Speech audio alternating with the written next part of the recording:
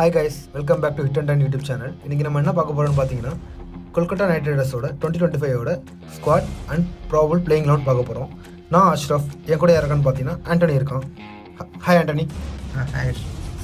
Without any delay நம்ம ஸ்ட்ரெயிட்டாக கண்டென்ட்குள்ளே போயிடலாம். ஆண்டனி, நீ சொல்லு, உன்னோட டாப் 3 யார்?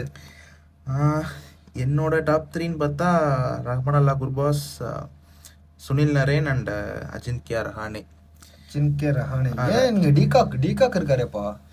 டிகாக் இருக்காரு, பட் ஆக்சுவலாக ரெண்டு பேருமே நல்ல பேட்ஸ்மேன் தான். நான் என்ன ரீசன்காண்டி குர்பாஸ் எடுத்தேன்னா, இப்போ நான் குன்னி எடுத்தேன்னா டாப் 6ல் ஆல்மோஸ்ட் 4 to 4 லெஃப்ட் ஹேண்டர்ஸ் இருக்காங்க.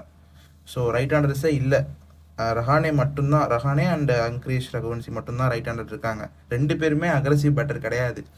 ஸோ எனக்கு ஒரு டாப் 3ல ஒரு ரைட் ஹேண்டர் அக்ரெசிவ் பேட்டர் இருக்கணும், அலாங் வித் ரகுவன்ஷி. ஒரு நல்ல அக்ரெசிவ் பேட்டர் தான். லாஸ்ட் இயர் கூட ஒரு நல்ல ஒரு 50 அடிச்சிருந்தாரு அகேன்ஸ்ட் டெல்லி கேபிட்டல்ஸோட. ஒரு சூப்பர் 50. அது ஆக்சுவலாக வந்து டெபியூட் மேட்ச்லேயே அடித்தார் அவர். ஓகே, பட் எனக்கு என்னமோ I think they will go with Gurbaz. But குன்னி ஆல்சோ நல்ல ஆப்ஷன் தான், பட் ஐ திங்க் குர்பாஸ் தான் அவங்க ஃபர்ஸ்ட் சாய்ஸ் ஓப்பனராக இருப்பாங்க along with Narine. Because left right opening partnership தான் அவங்க சூஸ் பண்ணுவாங்கன்னு நினைக்கிறேன். ஸோ அதனால தான் குர்பாஸ் அண்ட் சுனில் நரேன் நான் சூஸ் பண்ணியிருக்கேன் ஓப்பனர்ஸாக. ஓகே, நானும் குர்பாஸ் அண்ட் சுனில் நரேன் தான் சூஸ் பண்ணியிருக்கேன். பிகாஸ் குர்பாஸ் கொஞ்சம் நல்ல ஸ்டாட்ஸ் வச்சுருக்காரு. சவுத் ஆஃப்ரிக்கா T20 கூட நல்லா பண்ணியிருந்தாரு. ஓவர் டிகாக் கம்பேர் பண்ணும்போது கொஞ்சம் நல்லா பண்ணியிருந்தாரு. டிகாக்கோட ஃபார்ம் வந்து ஒரு டிக்ளைனிங்காக தான் போயிட்டுருக்கு. ஸோ பெட்டர் அவங்க குர்பாஸ் தான் சூஸ் பண்ணணும். ஐ திங்க் அவங்க டிகாக் சூஸ் பண்ணாலும் நாட் அ பேட் ஐடியா தான். ரெண்டு பேருமே நல்லா குவாலிட்டி ஓப்பனர்ஸ் தான். ஓகே அஷ்ரஃப், உன்னோட மிடில் ஆர்டர் என்ன? என்னோட மிடில் ஆர்டர் பார்த்தீங்கன்னா, இப்போ குர்பாஸ் விளாண்டாருன்னா number 3 Rahane. Actually left right combination படி பார்த்தோன்னா, இப்போ வந்து டிகாக் விளையாடலாம். ஐ மீன் அஸ்யூம் குர்பாஸ் விளையாடுறாருன்னா, நம்ம நரேனை வந்து இப்போ அவுட் ஆகுறாருன்னா நம்ம வந்து வெங்கடேஷ் ஐயரை நம்பர் 3 ஆட வைக்கலாம். ஓகே, ஆஃப்டர் வெங்கடேஷ் ஐயர் நான் வந்து Ajinkya Rahane, the captain of KKR, அவர் ஆட வைப்பேன் நம்பர் 4. நம்பர் 5 பார்த்தீங்கன்னா வந்து ரகுவன்ஷி அண்டு மனிஷ் பாண்டே இருக்காங்க. மனிஷ் பாண்டே எடுப்பாங்கன்னு தெரியலடா ஆண்டனி, நீ தான் நினைக்கிறேன். எடுக்கக்கூடாது முடியே பண்ணிட்டியா நீ? இல்லை, அவர் குவாலிட்டி பிளேயர் தான், பட் அந்த ரோல் அந்த குவாலிட்டி பிளேயராக இருந்தார் ஒரு காலத்தில். பட் இல்லை, அவர் இப்பயும் குவாலிட்டி பிளேயர் தான். ஒரு நம்பர் 3ல ஒரு ஆடினார்னா ஒரு நல்ல குவாலிட்டி பிளேயர் தான். இல்லை வேணாம். ஐ திங்க் ரகுவன்ஷியே ஒரு பெட்டர். பட் இந்த ஒரு பிளேயிங் லெவனில் அவருக்கு இடம் இல்லைன்னு தான் எனக்கு தோணுது. எந்த பிளேயிங் லெவன்லேயும் அவருக்கு இடம் கிடையாது, இந்த பிளேயிங் லெவல் உட்பட. ஸோ நெக்ஸ்ட்டு வந்து அஃப்கோர்ஸ் ரிங்கு ஆக்சுவலாக இன்னும் கொஞ்சம் மேலே ஆடலாம், but we have no other options. So quality player, quality finisher எல்லாமே கரண்ட் இந்தியன் டீமுக்கு பார்த்தீங்கன்னா ஃபினிஷிங் கொஞ்சம் நல்லாவே இருக்கு. ஆஃப்டர் ரிங்கு சிங் பார்த்தீங்கன்னா ரசல் இருக்கார் ஆண்டனி. ரசல் அவரை பற்றி சொல்லணும்னா வந்து அவர் தான் 100 மேட்சையும் முடிச்சிருவார். அவர் வந்தாருன்னா அவருக்கு பட்டுச்சுன்னா போதும், முடிச்சிருவாருன்னு நினைக்கிறேன். நீ தான் நினைக்கிறேன்? கண்டிப்பாக. ஐ திங்க் KKRன்னு வந்துட்டா ரசல் அண்ட் சுனில் நரேன் ரெண்டு பேருமே பெர்ஃபார்ம் பண்ணுவாங்க. லாஸ்ட் இயர் பார்த்தீங்கன்னா பவுலிங்கில் கூட நல்லா கான்ட்ரிபியூட் பண்ணாருன்னு நினைக்கிறேன் ரசல். ஐ திங்க் அவர் வித்தவுட் அ டவுட் வேறு ஆப்ஷனே இல்லை.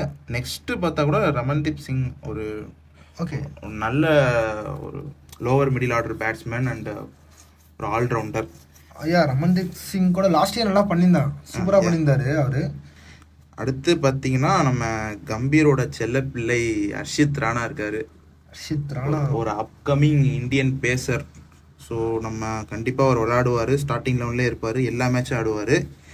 நெக்ஸ்ட்டு அஃப்கோர்ஸ் ஆண்ட்ரிக் நர்கியா தான். ஒரு நல்ல பவுலர் தான், பட் இன்ஜுரி கன்சர்ன் மட்டும்தான் இருக்குது இவருக்கு.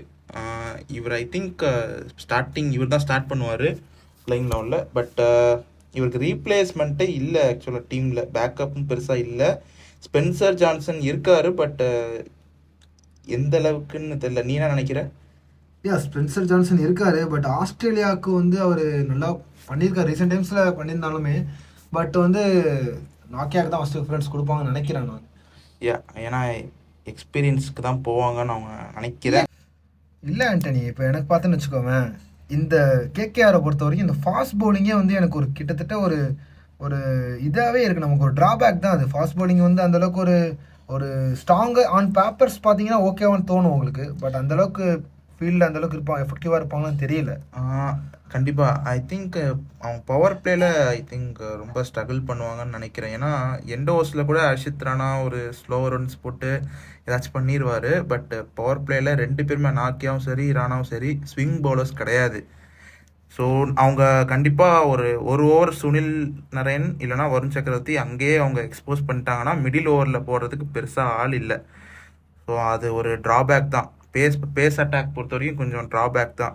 எனக்கு என்ன தோணுதுன்னா, மேபி ஆண்டனி ஒரு இம்பாக்ட் பிளேயராக ஒரு பவுலரை வந்து மேபி எடுப்பாங்களோன்னு தோணுது. இப்போ செகண்ட் ஹாஃப் மேபி ஒரு டிஃபெண்ட் பண்ணுற சுச்சுவேஷனில் இருந்தாங்கன்னா, மேபி செகண்ட் ஹாஃபில் ஒரு பவுலர் கொண்டு வர ஒரு சான்ஸ் இருக்குது. பட் அந்த பவுலர் பார்த்தீங்கன்னா வைபவ் ஆரோரா லாஸ்ட் சீசன் அவர் கேகேஆருக்கு ஆடி இருந்தாலுமே அவ்வளோ எஃபெக்டிவாக இருந்ததில்லை.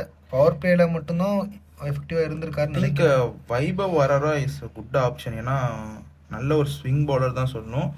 அவரை ஐ திங்க் இம்பேக்ட் பிளேயராக அவர் தான் கொண்டு வருவாங்கன்னு நினைக்கிறேன். And Anukul Roy also there is option ஆண்டனி. அங்கே பார்த்தீங்கன்னு வச்சுக்கோங்க, அனுகுல் ராய் கூட நல்ல ஒரு ஸ்பின் ஆப்ஷன். இப்போ சேப்பாக் மாதிரியான கிரவுண்ட்லாம் பார்த்தோன்னா சூப்பராக போட்டிருக்காரு. ஓகே. பட் 8 ஓவர்ஸ் நம்ம சாலிடாக ஒரு ஸ்பின் டியூ இருக்காங்க, சுனில் நரேன் அண்ட் வருண் சக்கரவர்த்தி. இவங்கள தாண்டி இன்னொரு 4 ஓவர்ஸ் ஸ்பின் சேப்பாக்கில் தேவைப்பட்டுச்சுன்னா கூட ஒரு ரிங்க்கு கூட 1 or 2 ஓவர் போடுவார். அனுகுல் ராய்க்கு இடம் இருக்குமான்னு சரியா தெரியல. இல்லை இருக்குமான்னு தெரியல. நானும் ஒரு ஆப்ஷன் தான் சொல்கிறேன். மேபி இப்போ வைபவ் ஆரோரா போகலன்னா மேபி அனுகுல் ராய்க்கு இப்போ ஒரு ஸ்பின் தேவைப்பட்டாலும் மேபி போக வாய்ப்பு இருக்குன்னு தான் நான் சொல்கிறேன். கரெக்ட். திங்க் இந்த இதில் நம்ம பவுலர்ஸ்ன்னு பார்த்தா நார்கியா, ஹர்ஷித் ராணா, வருண், சுனில், ரமன்தீப் சிங், வெங்கடேஷ் ஐயர், ரசல். நானும் சேம் பவுலர்ஸ் தான் போயிருக்கேன். எனக்கு என்ன தோணுதுன்னா, இந்த டீம் வந்து ஒரு ஸ்ட்ராங் மிடில் ஆர்டர் வச்சுருக்காங்க.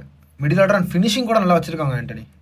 எனக்கு ஒரு நல்ல ஒரு பேலன்ஸ்டு சைடாக தான் இருக்குது. ஐ திங்க் பேட்டிங்கில் ஒரு கன்சர்ன் இருக்குது. ஏன்னா எல்லாமே மோஸ்ட்லி எல்லாமே ஒரு அக்ரெசிவ் பிளேயர்ஸாக இருக்காங்க.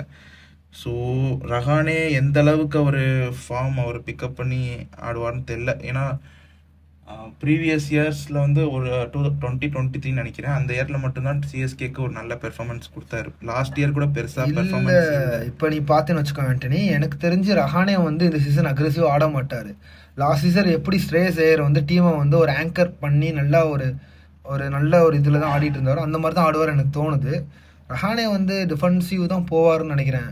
ஆனால் ஆல்ரெடி டீம் ஃபுல்லாகவே அக்ரெசிவ் பிளேயர்ஸ் இருக்கும்போது அட்லீஸ்ட் அவராச்சும் ஒரு டிஃபென்சிவாக ஆடினா தான் டீம் கொஞ்சம் நல்லா ஸ்டெபிலைஸாக இருக்க முடியும், எனக்கு தோணுது, பர்சனலாக தோணுது. ஓகே, அது வந்து நம்ம need to wait and watch. Okay I can. நீ என்ன சொல்லுவேன், இந்த ஸ்குவாடுக்கு நீ எவ்வளோ ரேட்டிங் கொடுப்பேன்? Out of 100? அவுட் ஆஃப் 100க்கு நீ எவ்வளோ கொடுப்பேன்? அவுட் ஆஃப் 100க்கு நான் ஒரு 90 கொடுப்பேன். 90. ஓகே. அதுவும் because of their bowling attack தான். அஃப்கோர்ஸ் டீசெண்டான ஒரு பேட்டிங் அட்டாக், நல்ல பேட்டிங் அட்டாக் தான். ஆன் பேப்பர் பார்த்தா நல்ல பேட்டிங் அட்டாக் தான் இருக்குது.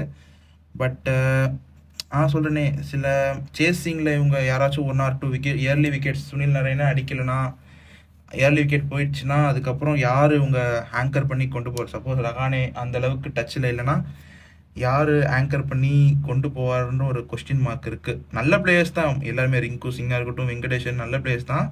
பட்டு அது ஒரு ஃப்ளா இருக்குது. அது மட்டும் இவங்க பண்ணிட்டாங்கன்னா ஓகே, இவங்க த டீம் டு வாட்ச் தான். ஓ மார்க் எவ்வளோ அவுட் ஆஃப் 100? நான் ஒரு 88 தருவேன். 88. Okay, less than RCB. எதுக்கு? இல்லை என்ன கேட்டுன்னு வச்சுக்கோவேன், ஒரு ஸ்பீட் பவுலரே இல்லை ஆண்டனி. ஒரு நல்ல ஒரு ஹர்ஷித் ராணா இருக்கார். ஹர்ஷித் ராணா இருந்தாலுமே என்னை பொறுத்தவரையும் ஒரு நல்ல ஒரு ஃபாரின் பேஸ் சம்திங் ஒரு தேவைப்படுது. லாஸ்ட் இயர் வந்து மிச்சல் ஸ்டார்க்கே அடி வாங்கினார், ஒத்துக்கிறேன். மிச்சல் ஸ்டார்க் இருந்தார், big name, big player, big match player அவர். பட் ஃபைனல் அவர் என்ன பண்ணார்னு எல்லாருக்கும் தெரியும். ஸோ எனக்கு அது ஒரு ட்ராபேக். மேபி ஃபாஸ்ட் பவுலர் இல்லை, ப்ராப்பர் ஃபாஸ்ட் பவுலர் இல்லைன்றது எனக்கு கண்டிப்பாக அது ஒரு ட்ராபேக் தான்.